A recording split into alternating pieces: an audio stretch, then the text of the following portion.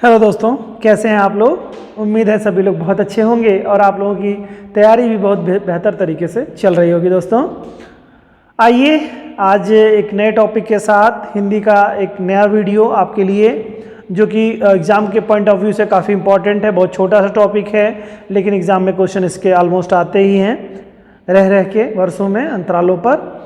तो जैसा कि आप लोगों को पता चल गया होगा अभी तक कि ये टॉपिक है क्या, हिंदी का निपात का टॉपिक है। निपात एक्चुअल में होते क्या हैं और निपातों की क्या भूमिका है, इन सारे विषयों पे हम लोग चर्चा करने जा रहे हैं। निपात कितने प्रकार के होते हैं, 9 प्रकार के होते हैं, उनके बारे में चर्चा करेंगे। और निपात मूल रूप से इनकी क्या भूमिका होती है और किन्हें कहते हैं निपात, तो जरा सी इसकी डिफिनीशन के बारे में हम पहले एक बार चर्चा करेंगे, फिर ओरली बात करेंगे। वैसे अगर कहने के लिए अगर देखा जाए तो एक तरह से कहिए कि अव्यय होते हैं, ठीक है, लेकिन ये जहाँ यूज होते हैं उस सेंटेंस के अर्थ को परिवर्तित कर देते हैं, बदल देते हैं निपात, ठीक है। निपात उसके अर्थ को बिल्कुल परिवर्तित कर देते हैं, ठीक है। यानी कि ये अपने आप में ही कंप्लीट सेंटेंस का अलग भाव बोध करा देते हैं, उसके अर्थ को बदल देते हैं। देखिए निपात होते क्या हैं। मूलतः निपात का प्रयोग अव्यय के लिए किया जाता है, ठीक है। कहाँ किया जाता है? अव्यय के लिए, यानी कि बिल्कुल अपने आप में कंप्लीट, लेकिन ये अव्यय के अंग में आपको रखा ही नहीं गया कि अव्यय के अंग में है नहीं है।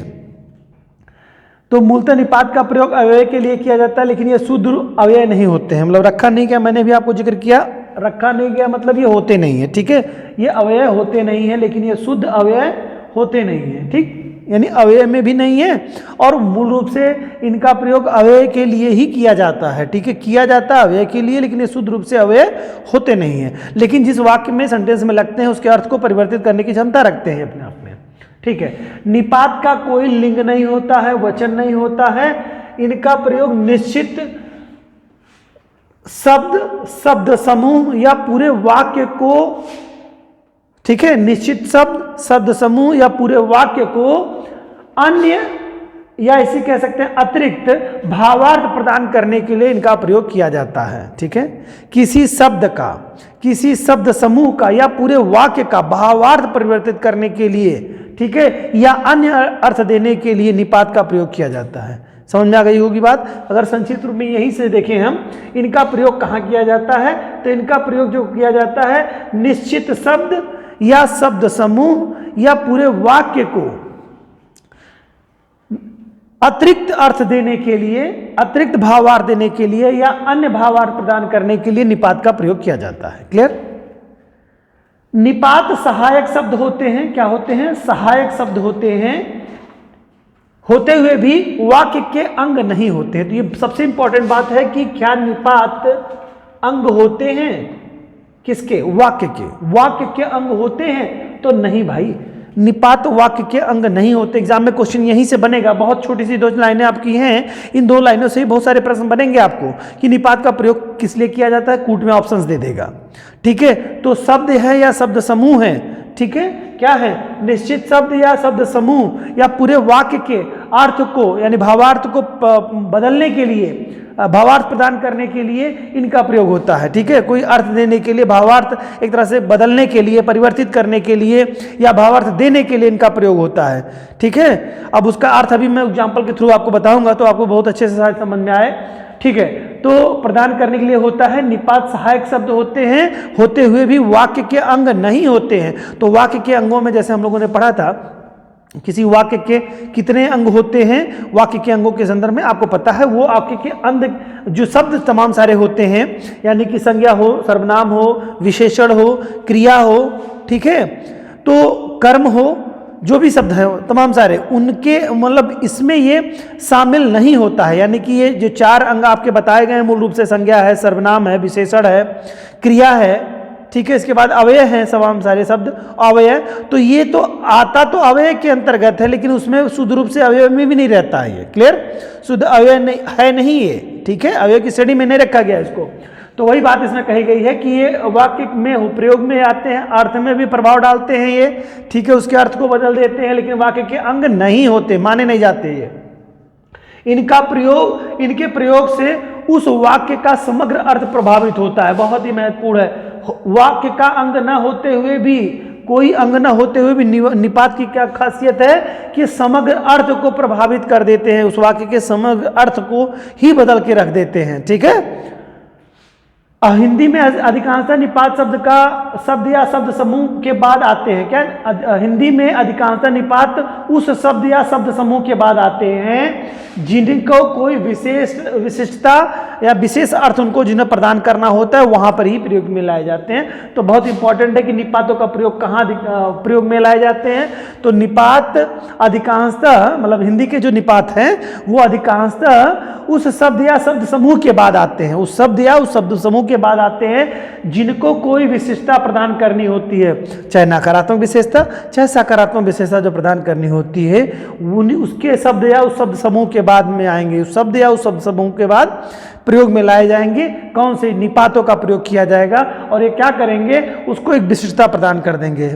विशेषता मतलब चाहे पॉजिटिव विशेषता चाहे नेगेटिव विशेषता, कोई भी विशेषता उसको प्रदान कर देंगे। तो ये तो निपात हो गया। निपात कुल टोटल 9 प्रकार के होते हैं। कौन कौन से निपात है और निपातों का क्या बिहेवियर है उनके बारे में आगे देखते हैं हम लोग। तो निपात 9 प्रकार के होते हैं। पहला निपात होता है स्वीकृति बोधक, यानी कि जिससे कि मतलब एग्री हो जाए, आप सहमत हो जाएं। ठीक है, स्वीकृति बोधक जैसे हाँ, जी हाँ, इस तरह के जो शब्द है आपके, ये सब क्या स्वीकृति बोधक हैं। ठीक है, इसके अलावा दूसरा है आपका नकार बोधक, यानी कि जिसमें निगेटिव सेंस आ जाए, यानी कि नहीं का भाव अर्थ व्यक्त होने लगे। जी नहीं, इससे क्या होगा, नकार का हो जाएगा, इंडिकेट हो जाएगा कि आप सहमत नहीं है उस चीज से। उस वाक्य में जब इसका प्रयोग हो गया तो आपका जवाब बिल्कुल आपको मिल गया कि उसका स्वीकृति नहीं है उसमें। ठीक है, नकार हो जाएगा, अस्वीकृति हो जाएगी वो। इसको नकार कह सकते हैं या अस्वीकृति बोधक भी कह सकते हैं इसको, स्वीकृति बोधक, अस्वीकृति बोधक। ठीक है, या नकार बोधक भी कहते हैं इसको। तीसरा होता है बच्चों निषेधात्मक। ठीक है, निषेध जो प्रतिबंधित कर दे, रोक दे, मत, यानी कि बिल्कुल काम मत करो, मत मतलब बिल्कुल रोक, स्टॉप। ठीक है, तो निषेध बोधक हो गया। चौथा आपका है प्रश्नबोधक। प्रश्नबोधक में क्या है, इसका एक ही है आपका क्या।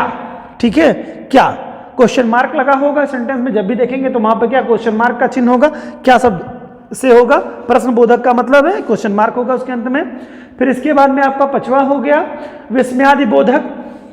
विस्मयादि बोधक में आप देखते हैं कि इसका मतलब क्या हो जाएगा, इसमें भी क्या होगा और काश की स्थिति बनेगी, मतलब काश ऐसा हो जाता। ठीक है, काश का सेंस यहाँ पे लगेगा तो विस्मयादि बोधक हो जाएगा। जैसे आश्चर्य वाली चीजें जो कोई होती हैं तो वो सारे शब्द इसके अंतर्गत आपके आ जाएंगे। ठीक है, उसके अलावा आप देखेंगे 6ठे में तुलनात्मक। तो तुलनात्मक यानी कंपेटिटिव हो जाएगा, कंपेरिजन करेंगे एक दूसरे से। जैसे तुम राम सा नहीं हो सकते। ठीक है, तो कोई भी उदाहरण है आपका तो सा का जो प्रयोग होगा यहाँ निपात सा होगा। आपको खास तौर से इसमें निपात को ध्यान में रखना है और कौन सा निपात किस में प्रयोग हो रहा है, मतलब कौन सा है उसका नाम किस निपात के अंतर्गत है वो आपको ध्यान देना। 7वां आपका है अवधारणा बोधक। जैसे अवधारणा है ठीक है, करीब है, लगभग है, तकरीबन है। जैसे कोई काम है वो तकरीबन पूरा होने वाला है। ठीक है, तो तकरीबन शब्द यह निपात है, लगभग भी निपात है, करीब भी निपात है और ठीक भी निपात ही है आपका। इसके अलावा बच्चों 8वां जो आपका है वो आदर बोधक है। तो जैसे कहेंगे जी, यहां पर जी हाँ वो नहीं है, जी जैसे वहां पर एक जी है और वहां पर जी का सेंस है और यहां पर भी आप देखिए आदर बोधक है। तो पूछेगा एग्जाम में, दोनों में अंतर होगा। एग्जाम्पल के थ्रू आप लोग उसको और अच्छे से समझ पाएंगे कि कहाँ किसके सेंस में आ रहा है। तो यहाँ पर आदर बोधक है, कहाँ पर सेंटेंस में आदर बोधक प्रयोग हो रहा है, कहाँ पर जी का प्रयोग जो स्वीकृति बोधक हो रहा है, दोनों में डिफरेंसेस मिलेंगे आपको। ठीक है, तो आप अर्थ उसके समझ जाएंगे। क्लियर। इसके अलावा आप देखेंगे कि 9वां जो आपका है बल प्रदायक। ठीक है, बल प्रदायक यानी दम उसको ताकत देगा। तो ही, भी, तक, भर, सिर्फ, केवल, इस तरह के जो निपात जो शब्द होंगे ये सब क्या कहलाएंगे आपको बल प्रदायक निपात के अंतर्गत आते हैं। तो निपात 9 प्रकार के आपको समझ में आ गए होंगे। अब निपात का प्रयोग देखते हैं। निपात जब प्रयोग में आता है तो कैसे अर्थ को परिवर्तित करता रहता है, उस सेंस को आप देखेंगे। तो इसका प्रयोग देखते हैं हम लोग, कैसे इसका प्रयोग किया जा रहा है, उसके अर्थ को समझने की कोशिश करते हैं। जैसे यहाँ पर एक सेंटेंस देखिए, 3 सेंटेंस दिए हुए हैं और तीनों सेंटेंसों में निपात क्या भूमिका अदा कर रहा है अब आप देखेंगे। तो यहाँ पर एक शब्द है आपका ही, जैसे राधा ने मुझे ही मारा। अगर यहाँ पर एक शब्द निपात है मुझे ही मारा, दूसरा में है राधा ने ही मुझे मारा है। ठीक है, राधा ने ही मुझे मारा है। और उसके बाद तीसरा आपका है रमेश ने मुझे मारा ही था, ये शब्द है। अब मैं फिर से एक बार पढ़ रहा हूं, जरा समझिएगा। यहां पर तीनों सेंटेंस में ही का प्रयोग किया गया है। यहां पर निपात आपका ही है। ठीक है, अब इस निपात से देखिए, इस निपात के प्रयोग से क्या क्या अर्थ बन रहे हैं। जैसे पहले था राधा ने मुझे ही मारा था। इससे क्या पता चल रहा है कि राधा ने मुझे ही मारा था। इसका मतलब यह हुआ कि किसी और को नहीं मारा था, मुझे ही मारा था। यानी कि अगर इस सेंस में देखिए, सेंटेंस वही शब्द है सारे, अब शब्दों के हेर फेर से उसके अर्थ बदल जा रहे हैं। इन निपात की क्या भूमिका है, आप बहुत अच्छे से समझने का प्रयास करिए। जैसे शब्द कह रहा है राधा ने मुझे ही मारा था, यानी इससे क्या पता चल रहा है, मुझे ही मारा था। यानी पूछा जा रहा है कि किस किस को मारा था। इस तरह का भावार्थ निकल रहा है इसमें कि ये जवाब है कि कंफर्म हो रहा है कि मुझे ही मारा था। ठीक है, ये सेंस आपका निकल करके आ जाएगा। दूसरा है बच्चों आपका राधा ने ही मुझे मारा था। राधा ने ही मुझे मारा था, तो इस वाक्य में अगर आप देखेंगे तो आपको समझ में आ जाएगा। तो इससे स्पष्ट हुआ कि राधा ने ही मुझे मारा था, यानी कि इस सेंटेंस में ये जो निपात है यह क्या पता कर रहा है कि बाकी और किसी ने नहीं मारा, राधा ने ही मुझे मारा था। इस वाक्य में देखिए सेंटेंस स्पष्ट हो रहा है कि नहीं हो रहा है कि राधा ने ही मुझे मारा था। राधा ने यानी इंडिकेट हो रहा है राधा ने ही मुझे मारा था, कंफर्म हो रहा है कि राधा ने मारा था। ठीक है, किसी और ने नहीं मारा था। पहले वाले सेंटेंस में क्या था, राधा ने मुझे ही मारा था, यानी राधा ने मुझे ही मारा था, यानी बाकी और किसी को नहीं मारा था। ठीक है, ये सेंस यहां पे निकल के आ रहा है। वहीं पर देखिए रमेश ने मुझे मारा ही था। रमेश ने मुझे मारा ही था, यानी कि सेंस क्या निकल कर रहा है, रमेश ने मुझे मारा ही था, बाकी और चीजें नहीं की। यानी मारा और मान लो उसे खींचा। ठीक है, मारा और धक्के दिया, कुछ भी सेंस हो, तो मुझे मारा ही था। मान लो किसी व्यक्ति को किसी ने मारा और दूसरे ने धक्का दे दिया। लेकिन सेंस में अगर आप देखेंगे इस सेंटेंस से क्या स्पष्ट हो रहा है, तो रमेश ने मुझे मारा ही था, यानी दूसरा कुछ और नहीं किया था मेरे साथ, है ना। किसी बच्चे को और मारा और धक्का दोनों दिया गया, तो धक्का देने का काम इसने नहीं किया था, सिर्फ मारने का काम किया। इस सेंस से सोचिए, यही सारे वाक्य हैं, केवल यही निपात का प्रयोग किसी और जगह पे कर दिया जा रहा है। अब वहां पर प्रयोग करने के कारण से इसके अर्थ में परिवर्तन। देखिए, राधा ने मुझे ही मारा था, ये शब्द है। राधा ने, वही शब्द, सारे शब्द हैं, कोई शब्दों का कोई बदल नहीं है, केवल निपात का प्रयोग आगे पीछे कर दिया गया है। शब्द वही है, राधा ने मुझे ही मारा था। यहां पर क्या है, राधा ने ही मतलब मुझे से पहले लगा दिया गया। ठीक है, और यहां पर क्या कर दिया गया, यहां पर मारा के बाद लगा दिया गया ही का प्रयोग। तो ये प्रयोग से ही क्या हो रहा है, अर्थ बदल जा रहे हैं ना। तो निपात की यही भूमिका है कि निपात जिस वाक्य में प्रयोग में लाए जाते हैं उनके पूरे अर्थ को भी परिवर्तित कर देते हैं। ठीक है, निपात की यह महत्वपूर्ण भूमिका होती है। निपात वाक्य के अर्थ को परिवर्तित करने की क्षमता रखते हैं, लेकिन यह संयोग से निपात वाक्य के अंग नहीं माने जाते हैं, नहीं रखा जाता है वाक्य के अंगों के बीच के रूप में इन्हें, और ये ना तो शुद्ध रूप से अव्यय के श्रेणी में ही आते हैं। ठीक है, ये शुद्ध रूप से अव्यय नहीं है। क्लियर? तो उम्मीद है कि आपको ये चीज़ थोड़ी स्पष्ट हुई होगी निपात के संदर्भ में, और काफ़ी आपको अब निपात में कोई दिक्कत नहीं होगी। कौन कौन से शब्द निपात के हैं, कैसे हैं, इन पे जितने ज़्यादा एक्सरसाइज आप करेंगे उतने ही आपको कॉन्सेप्ट पे एक अच्छी समझ विकसित होती चली जाएगी।